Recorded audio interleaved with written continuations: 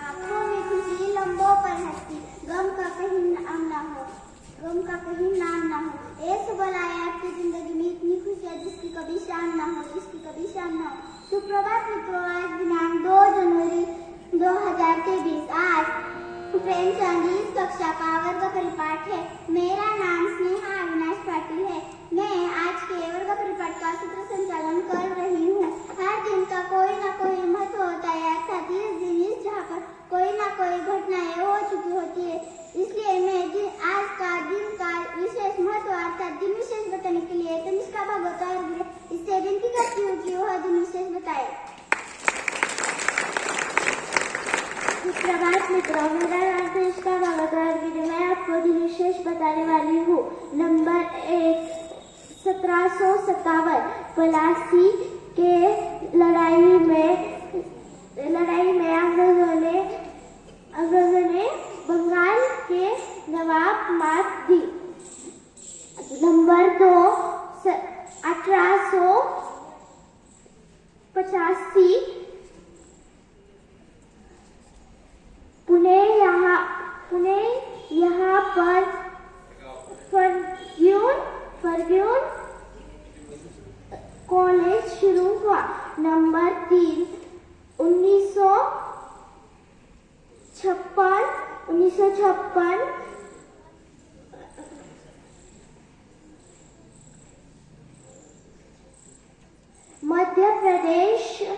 मध्य प्रदेश में उच्च न्यायालय की स्थापना। धन्यवाद। इसके बाद में प्रेमचंद जी की जानकारी बताने के लिए सोनाक्षी देवकते इससे विनती करती हूँ कि वो प्रेमचंद जी की जानकारी बताए। सुप्रभात मित्रों, मेरा नाम सोनाक्षी सोमनाथ देवकते है। आज मैं आपको बताऊंगी कि हमने हमारी कक्षा का नाम प्रेमचंद क्यों रखा।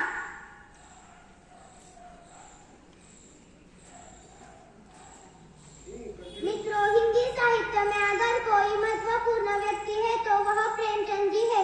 प्रेमचंद जी का नाम गणपत राय श्रीवास्तव है।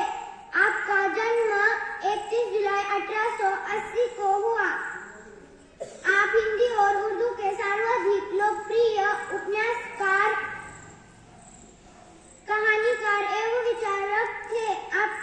आपने हिंदी साहित्य में लगभग 350 से ज्यादा कहानियां लिख हिंदी साहित्य का विकास किया है। प्रेमचंद जी को हिंदी का कथा साहित्य सम्राट कहा जाता है क्योंकि प्रेमचंद से पहले कहानियां नहीं लिखी जाती थी। प्रेमचंद ने ही कहानियों की शुरुआत की, इसलिए इन्हें कथा साहित्य सम्राट कहा जाता है। प्रेमचंद ने अनेकों कथा, उपन्यास और गोदान नाटक लिखे हैं।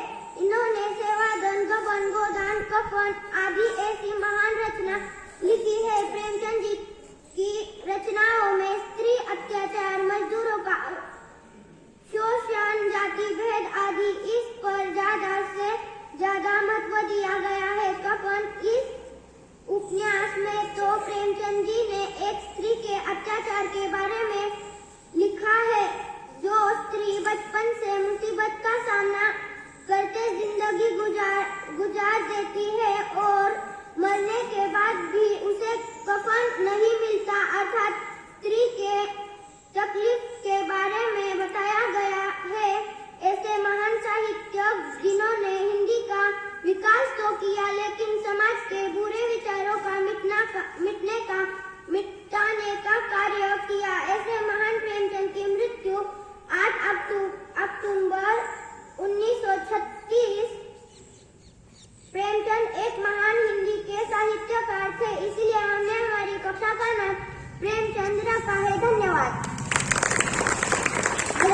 सोनाक्षी, हमें हर रोज सामान्य ज्ञान की बातें सीखना चाहिए, इसलिए मैं सामान्य ज्ञान बताने के लिए आनंदी गंगाराम बंसोड़े इससे विनती करती हूँ कि वो सामान्य ज्ञान बताए।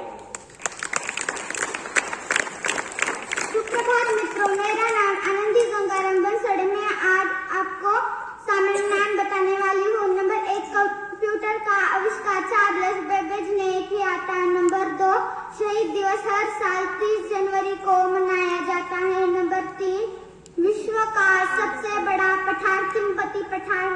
नंबर 4, भारत का सबसे छोटा राज्य गोवा है। नंबर 5, करो या मरो, यह नारा महात्मा गांधी ने दिया था। धन्यवाद। विज्ञान को वर्ष बनाने में वक्त लगता है, सूरज को निकलने में वक्त लगता है, मगर किस्मत को तो हम नहीं बदल सकते, मगर बिना तालियों के कलाकार को हम बदलने में वक्त लगता है, मगर बिना तालियों के कलाकार को बदलने में वक्त लगता है। अपने जीवन को बेहतर बनाने के लिए सोच की आवश्यकता होती है। इसलिए मैं हमारे कक्षा के मित्रों से विनती करती हूँ कि वह हमें अच्छे से विचार बताए।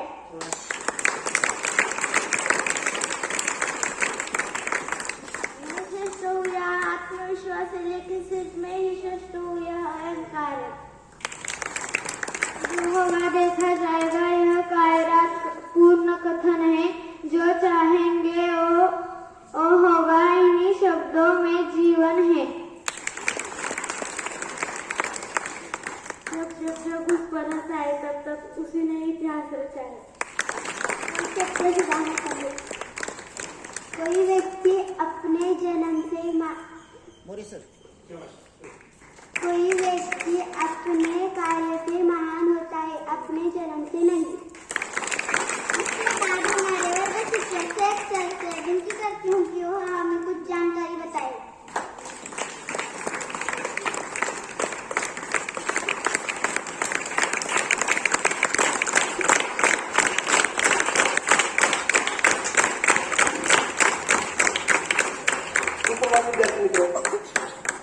सबसे पहले मैं आपको नव वर्ष की हार्दिक शुभकामनाएं देता हूँ।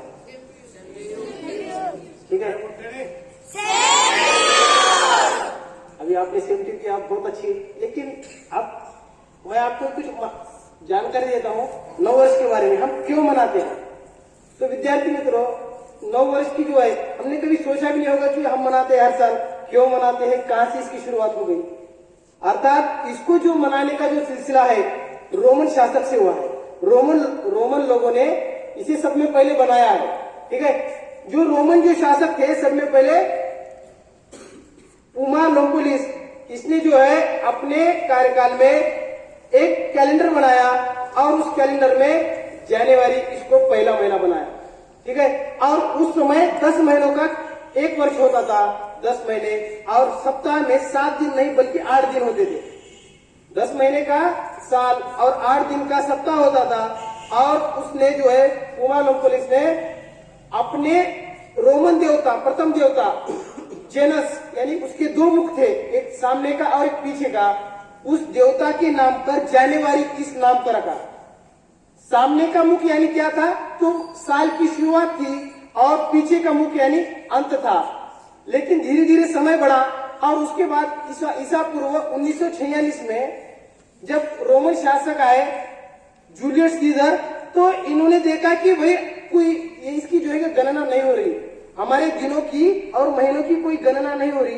इसीलिए इन्होंने क्या किया, अपने कुछ खगोल तज्ञ, भूगोल तज्ञ को लिया और सूर्य जो है, सूर्य को पृथ्वी जो है सूर्य से घूमने में इसको 310 नहीं बल्कि 365 दिन और 6 घंटे लगते हैं, यह उसने पता किया।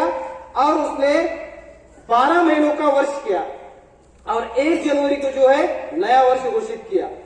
और जो है उसके बाद जो है सीजर ने आगे बढ़ा और अंत में जो है उसे जो है ये अपना ईसा पूर्व 45 में उसने 1 साल को घोषित किया, लेकिन यह करने के लिए उसे ईसा पूर्व 46 को 410 दिनों का वर्ष घोषित करना पड़ा। उसके बाद जो है ईसा पूर्व 45 में 365 का दिन हुआ।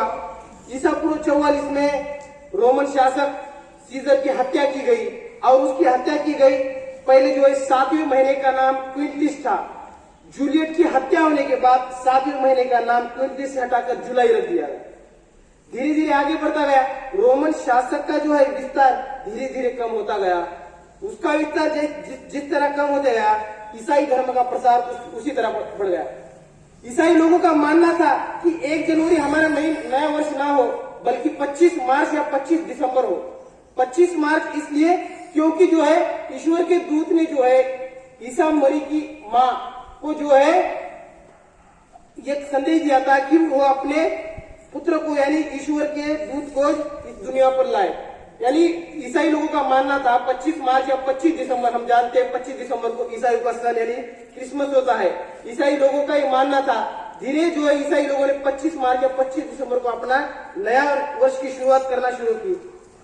जैसे जैसे धीरे बढ़ा 1580 के दशक में जब आए तो ग्रेगोरी ने एक जो है कैलेंडर पर परीक्षा की और उसने ये जताया कि भाई जो है 25 दिसंबर ना होकर 1 जनवरी ही नया वर्ष लिया जाए और 365 दिन 6 घंटे और जो 6 घंटे जो होते हैं 4 साल में 24 घंटे, 24 घंटे का एक दिन होता है, यानी 4 साल में एक जो है लीप वर्ष मनाया जाता है।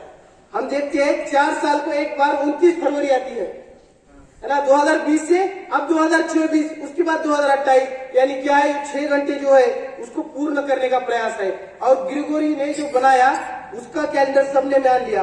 1582 बनाया तो फ्रांस, स्पेन, इटली ने उसे माना, हंगरी ने 1576 में माना, ब्रिटिश साम्राज्य ने जो है 1752 में इस कैलेंडर को अपनाया। चाइना की बात की जाए तो 1912 में चाइना ने इस कैलेंडर को अपनाया।